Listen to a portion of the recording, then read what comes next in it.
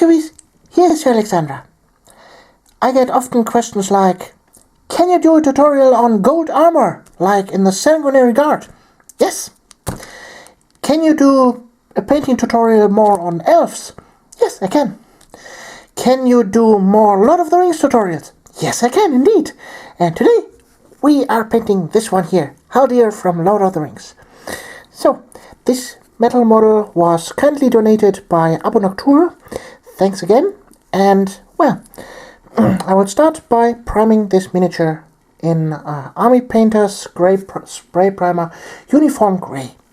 So, be right back when this is done. So, the miniature is primed now. And I often get questions about the priming in general, like what is priming good for, and what primer should I use, and why am I priming some in black, why some in white, why some in gray. Well, the primer itself, the spray primers, are supposed to give the miniature a good undercoat so that the paint itself will stick good to the miniature and doesn't peel off by simple touching the miniature. When you don't prime your miniature with the normal acrylic paints, that will automatically happen. So the primer itself gives first protection to the miniature. So secondly, the choose what spray primer to use is up to the paint job you're trying to do. If you want to paint a dark miniature, a real dark miniature, then you should prime a miniature in black. If you want to have a real bright miniature, then the primer should be white, because white is well, gives the brightness of the colors itself better out. And the gray spray primer I use quite often is well, I will call this a medium size, a medium primer, because this is an all-purpose primer. It is not too bright and not too dark, and every color has some kind of the natural tone to it. So that's why I very often use the gray spray primer. So you see, the miniature is not 100% covered. Here and there is a little bit silver that sticks through. That's totally okay, because we don't want to have a too thick layer of spray primer. We just spray it and then it's done. You just want the main areas to be primed and not over primed, so that all the details may be destroyed by the primer itself. So, this is an Lord of the Rings elf miniature, Haldir to be exact, and well, he has completely gold armor. So, and in order to paint a nice gold armor, we use from Games Workshop the Citadel colored tin bits to undercoat all the gold parts. So, just open the pot and take some of the paint on your palette, like so, and then we will dilute the paint a little bit with water, so it has a better flow and we don't apply too thick colors. So, after mixing, of course, wash the brush, dry it, and then take up again the right amount of paint on your brush. So, why am I undercoating it in tin bits, you ask? Well, gold has a very low covering ability, and in order to do so, you have to undercoat the surface with a color that the gold will stick to and cover over. There are some options. Option number 1, like I'm using here, is tin bits. Option number 2 is a brown tone. Option number 3 is a mixture of tin bits and a brown tone. Or make a mixture of gold and brown, or something along that line, so that the gold color itself can be very bright and shiny over this surface. So, I will finish up the undercoating paint job like this, and be right back when this is done. Okay, everything that is supposed to be gold in the end is now undercoated in tin bits, And now I will undercoat this little part here, down here in blue. So, and after that I will undercoat his cloak or cape, however you want to call it, in a dark red. And for that I use my trusty mix of Macrite red and black, this here. So,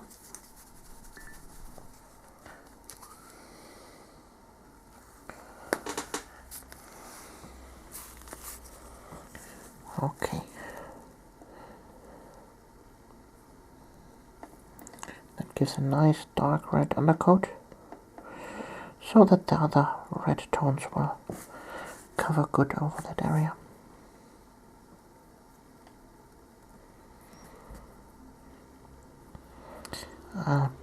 Finish the paint job here, let that dry, and be right back.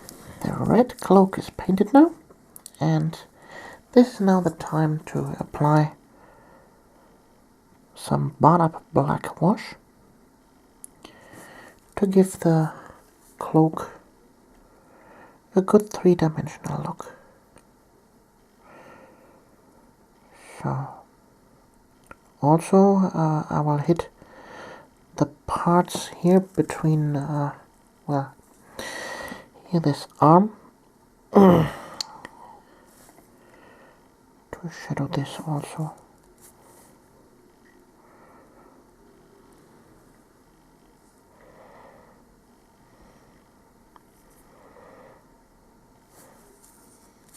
Quite easy. Just apply the wash. And don't be shy with the amount of wash you're using.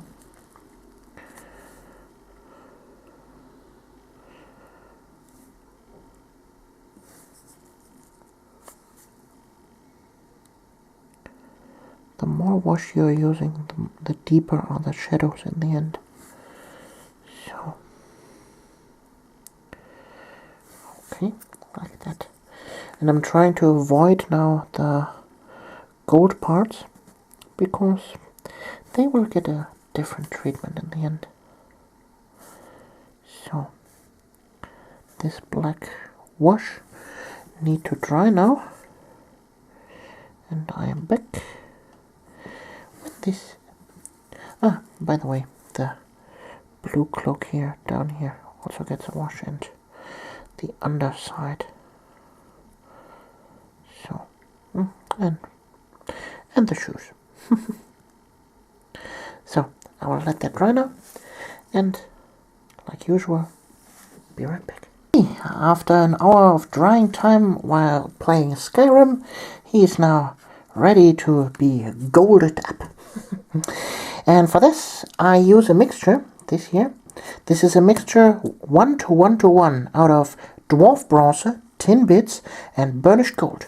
And I use now sit at a small dry brush, take up a little bit of the color, then remove most of the excess on a paper towel, and then I will slightly go over all the gold areas. This is called dry brushing, for those of you that don't know it. So with that, I give the upper parts now a slightly gold tone, and the recesses will stay in the darker color.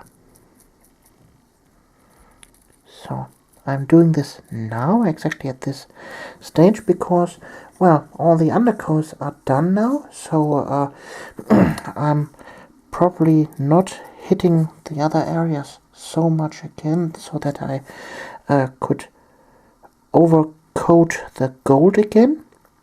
And on the other hand, I'm doing this now because when I'm dry brushing here, sometimes I slip off a little bit to the other parts, and they are in the stage that when I'm painting over them, the damages or mistakes can be quite easily fixed. and you don't notice them anymore in the end. So, also there a little bit.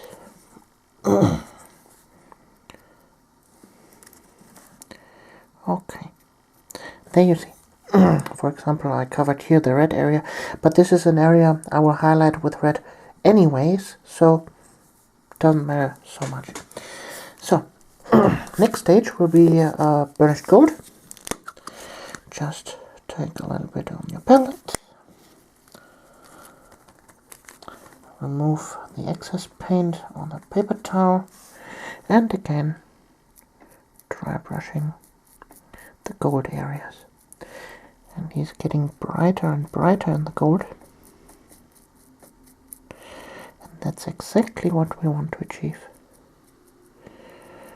So, just like that.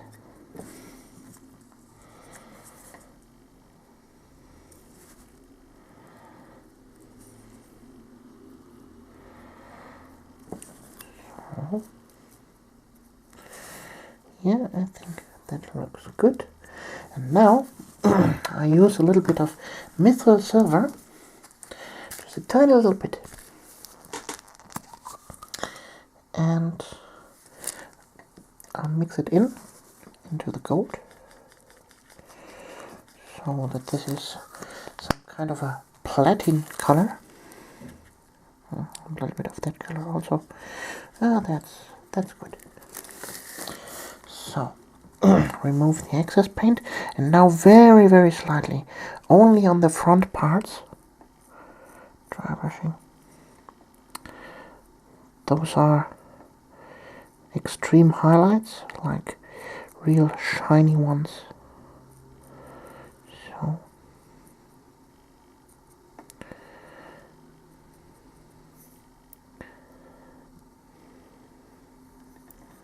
okay. Now I take almost pure mithril silver,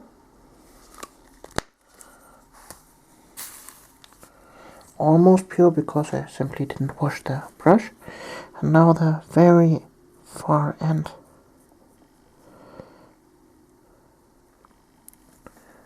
You see? I hope you can see this.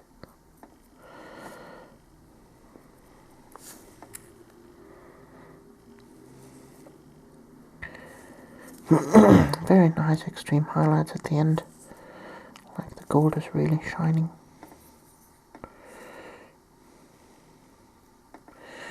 Okay, and now the gold armor is done. Almost. We can give it a little bit more by adding a wash, and for that instance I use Griffon Sepia, if I can find it. That's not it. Oh, there we have it.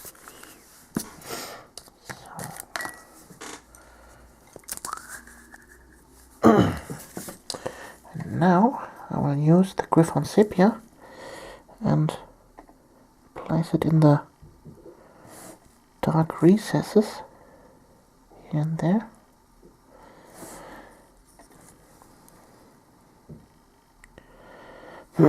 And this will increase the golden shiny look even more. Give it more three-dimensionality.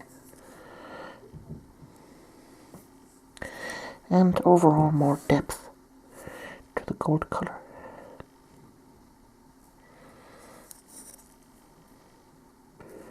Not everywhere, just here and there, where you think that should need a little bit more shadow and, well, a little bit more. Okay. There we go. That's the gold armor. I'm back in a second, and then we will have a look at the cloak. Okay, it's time now for the cloak. The first layer I use is a mixture 50-50 out of scab red and blood red. I've also watered it down a little bit. And now I'm applying the color as a first real coat. And you see, It is almost good covering, but that's not the problem. That's not a problem because we go over it in several layers. So, and keep in mind to leave the recesses in the dark tone we have created with a wash. So we have all the shadows in there. So, and for such cloaks, always make a motion in one direction. So don't paint left or right, always in a up-down motion. So, you see how I do this? And I'll finish up the rest of the cloak now and be right back. 8 cubies. The first coat of the cloak is painted, and now I'm going to add a little bit more blood red to the mix. So you can see just a little bit, and also a little bit of water just with the brush, with the tip of the brush. So adjust the paint on a paper towel and then keep on painting the highlights on. So keep in mind, acrylic paints is semi-transparent. That means the more you dilute the paints, the more transparent the paint will be. So if you dilute the paint, then you can achieve very nice and smooth blendings by just layering several layers of the same color over and over again. It's like you're placing several layers of transparent paper over one surface. Just wait until it is dry and paint over it again, and leave a little bit of the first layer behind so that you get a transition. That way you can get nice transitions with just one color. And also it depends on the on the surface you are painting on. The darker the surface is, the more layers of transparent or watered down paint you will need to get the achieved effect, or the effect you want to achieve. But it is worth, especially for character models and models that you wish to have a real nice paint job as a centerpiece for the army. Most players paint the troop models in a more or less tabletop standard and the character models in a higher standard. So you see that the paint job is done now, but I just take the same color again and highlight even more with just the same color.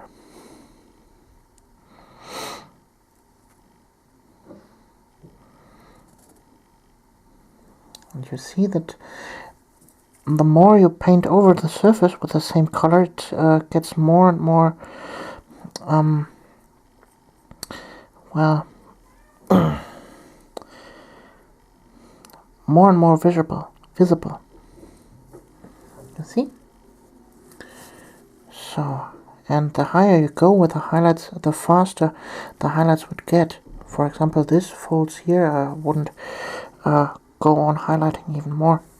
So now, just another drop of the blood red into the mix to make it even brighter. And also a little bit of water to keep a smooth paint job.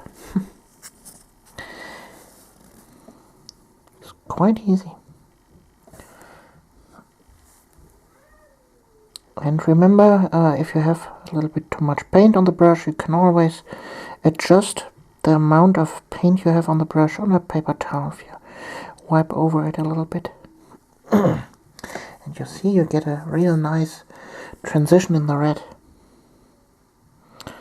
And paint only with the tip of the brush if you try to paint such surfaces like a cloak here. So, and I think we are almost done.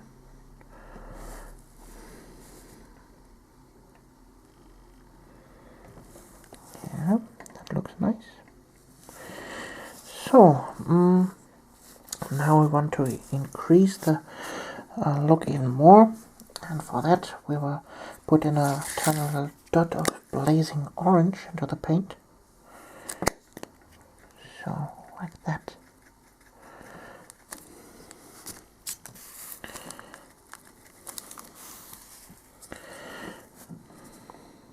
That's, for example, that's too much paint on the brush. Then you adjust it a little bit on a paper towel. Just like that.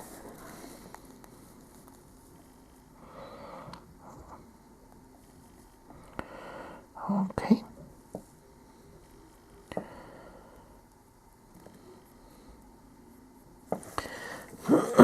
Okay, I think the cloak is done now.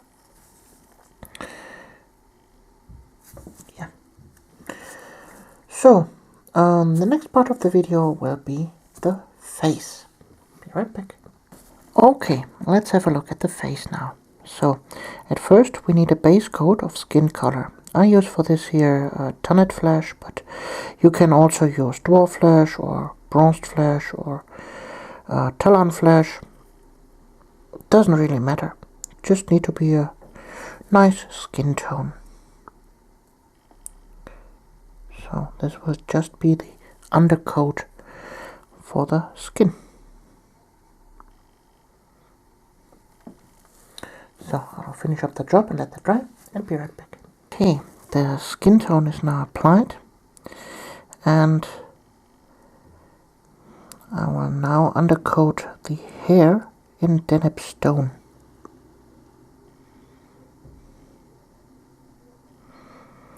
So you see I've painted on the face there, but that doesn't matter. We will go over it anyway, and we will correct that after it. So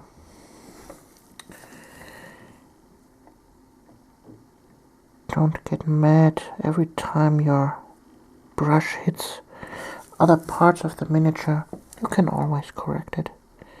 And to avoid frustration, it's always a good thing to paint a miniature from inside to outside, meaning that you're starting the paint job with a well, most inside laying layers, and the more you get outside, it is more easy to apply the paint without making any other damages. So I'll finish up the job and be right back. Okay, the skin and the hair is dry now, and now I will hit both with 2 washes. First Devlin Mud, and after that with Griffon Sepia.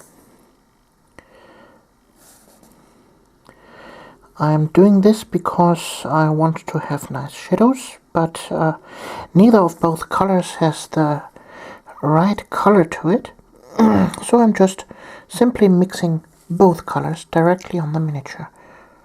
So first I'm applying here the Devlin Mud. So, and directly after that the Griffon Sepia.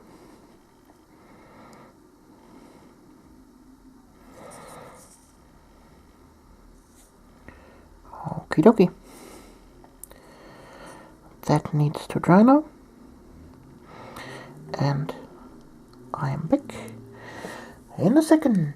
Brush isn't completely dry yet, but well, I will use the time I have to start undercoating now some parts in brown, like the bow or the arrows and stuff. And for that I use a foundation paint called Caltham Brown. just simply apply that to all the areas that need to be brown in the end. So I'll finish the process and be right back. Now it's time for the face. And we start with dwarf flesh. I simply paint on the color and leave the recesses in the dark color.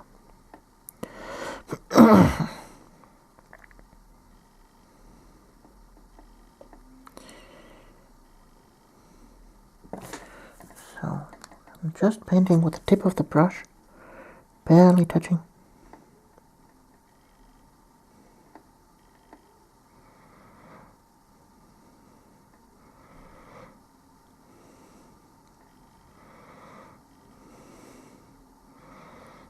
So that's the first coat. Looks like that. Same on the hands.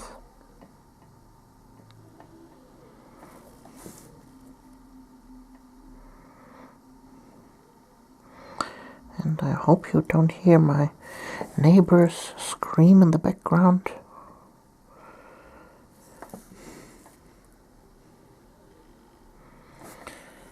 So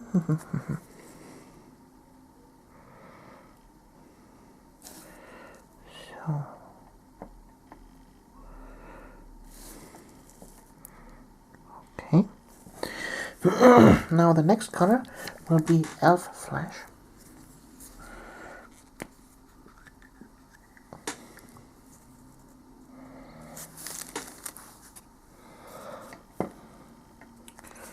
Okie dokie.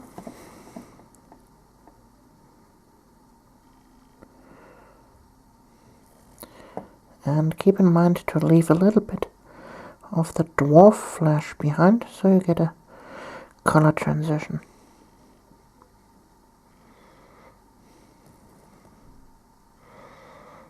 So,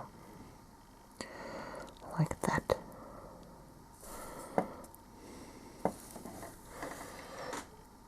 On the next stage, we will mix in some deneb stone.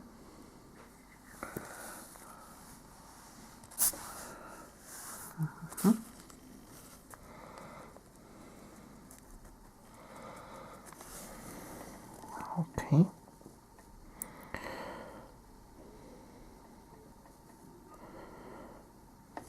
There we go. Now let's zoom in a little bit more so you can better see what I'm doing here.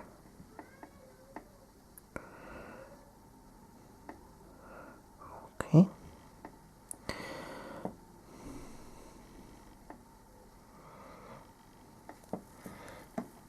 I hope you can see the transitions now in the paint.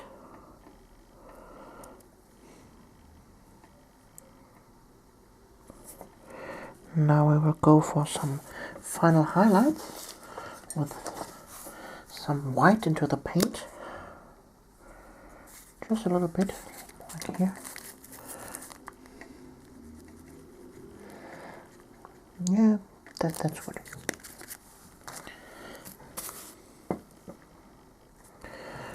So, like here, on the tip of the nose, cheekbones,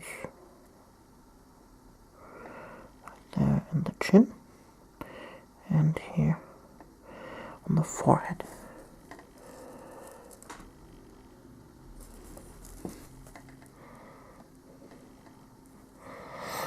Okay, now it's time for the eyes. Wash out the brush. We need white for this.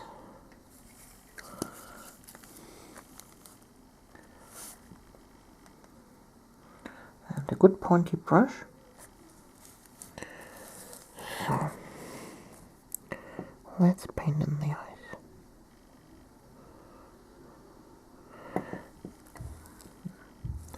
Number one.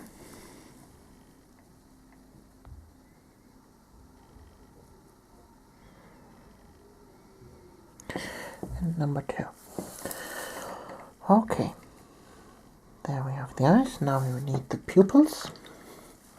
For that we need black. Okay.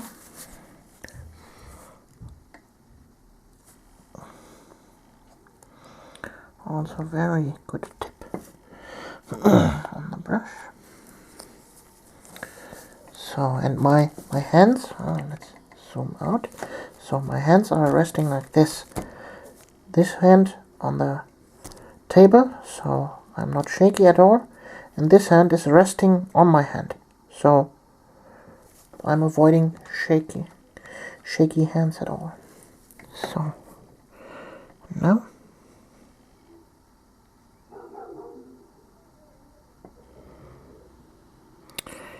damn it, I hate this when the paint dries on the tip of the brush.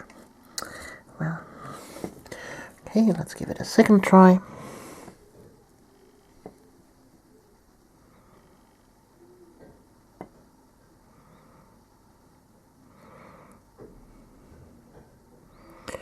And again. Third try. My room is a little bit too warm. Sorry for the delay.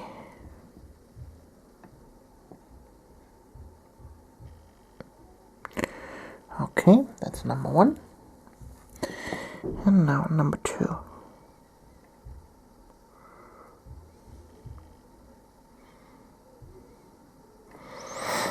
Like that. And there we have them with eyes.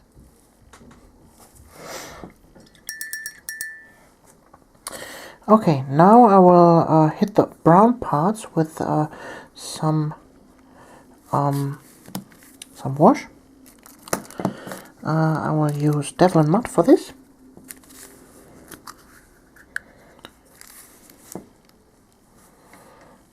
So, just go over it to give it more depth.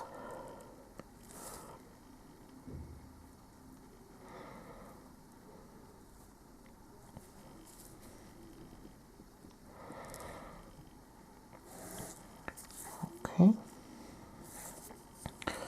down at the shoes.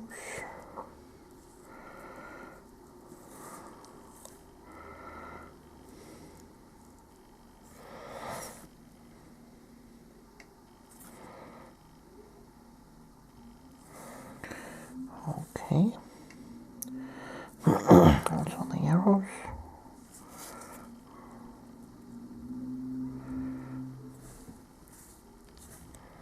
A little bit more. There we go.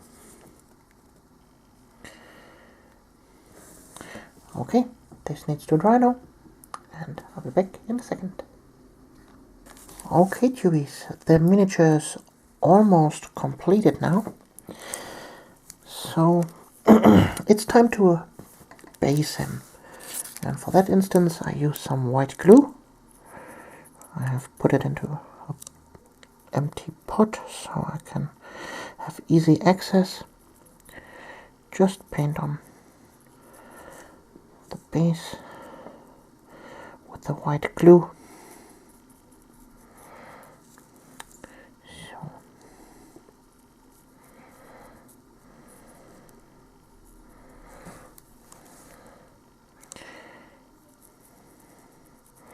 And you should use an old brush for that. Don't use your detail brush for base work like this. So, and after that, just pull it through some sand and let it dry. So, I'm getting asked quite frequently what kind of sand I'm using and where to get it.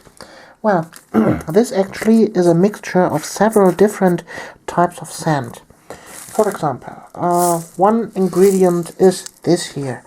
This is just from a deco store. This is grabber for deco purposes. And, well, I mixed it into my sand. Then I have some sand from the army painter. This is light sand. So if you buy sand like this, this is always almost one size sand. So some of this is in there. And then I have some birdcage sand. It's like, oops, sorry for that. So like this, you see, this is very fine gradiated sand. So overall, now this is a mixture out of several different versions, and this will give your miniature, oops, a unique look on the base, not uniform. There's a little bit more life in the base then. Okay, I will give now this base a wash with, let's say, Griffon sepia. That's good. So,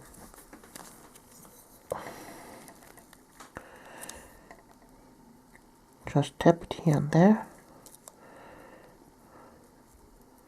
and the wash will do the rest.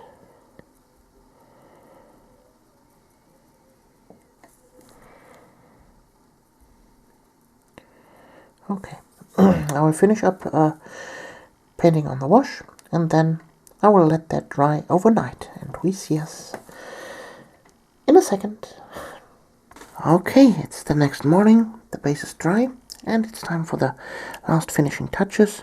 So now we will highlight the hairs with a little bit of bleached bone to give him a nice blonde touch that he has in the movies. So just barely touching, go over it.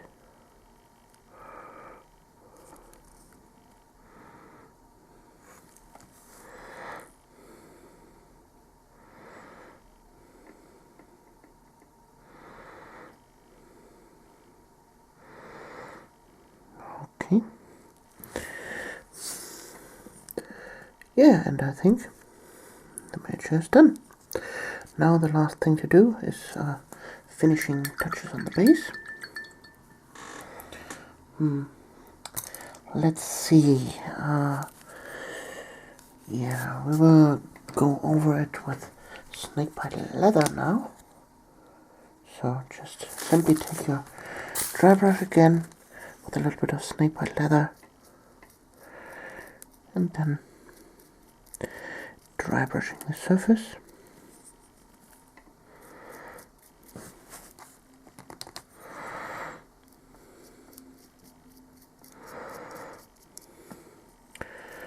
So then we will mix up snakebite leather with bleached bone.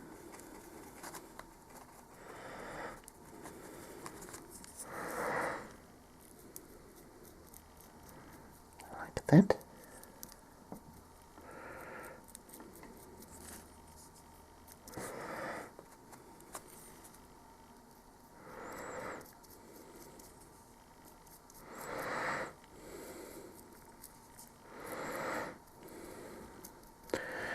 And then pure bleached bone as the last highlight. So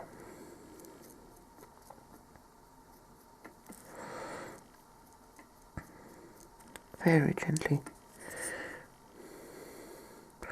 not overdo it.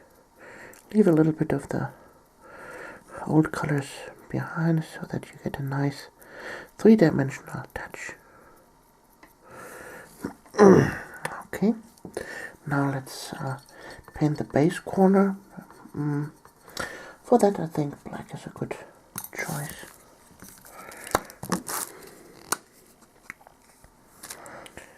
So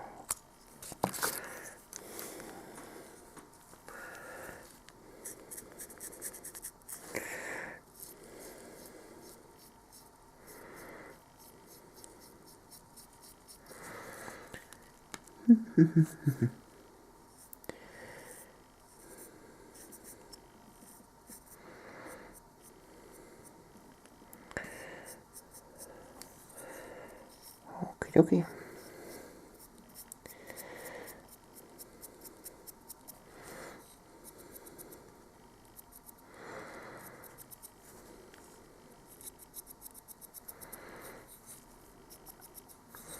So, and he's done. I hope you liked this little tutorial, and we see us in the next video. Alexandra.